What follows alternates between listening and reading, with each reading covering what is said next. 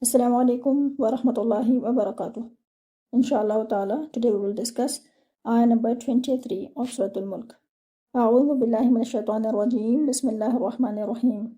Now this ayah begins with these three words which are very easy and you all are familiar with this. It's very easy. This word qul, you know this. The qaf is heavy and the lam is light. Join your qaf with the lam. Qul, do not bounce your lam. هو الذي أنشأكم. Now what will you do over here?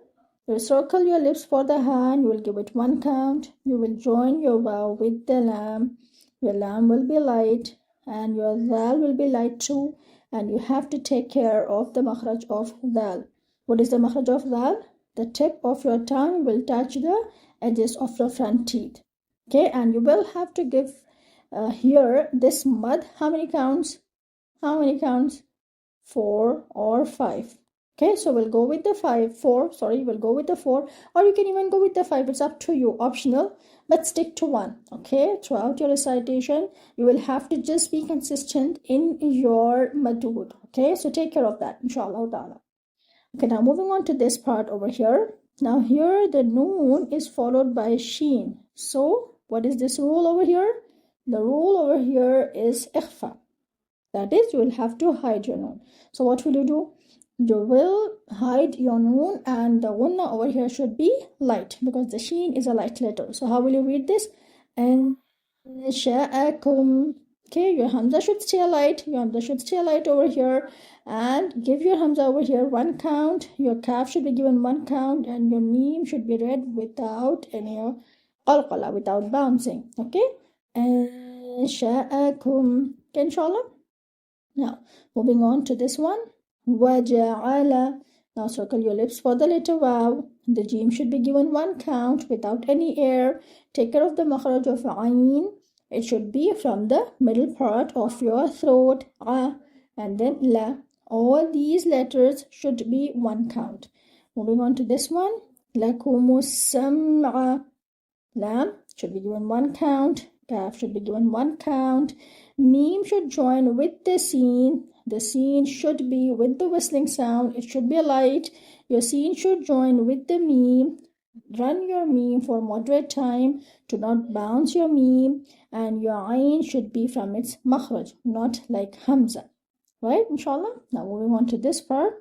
Wal absara. Now here what will you do? You will join your waw with the lam and give your lam moderate timing. Join your hamza with the ba, and the ba over here should be with the qalqala.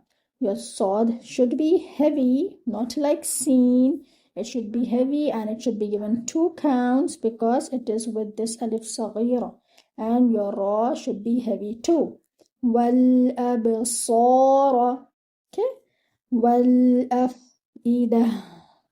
Join your waw with the lam.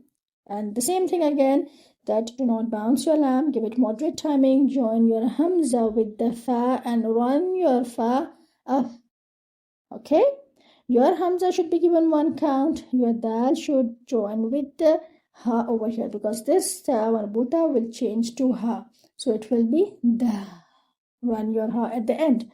Now moving on to this part over here.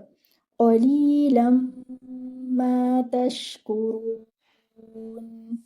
Qaf should be heavy, should be given one count. Your lam should be given 2 counts because it is with ya maddiya.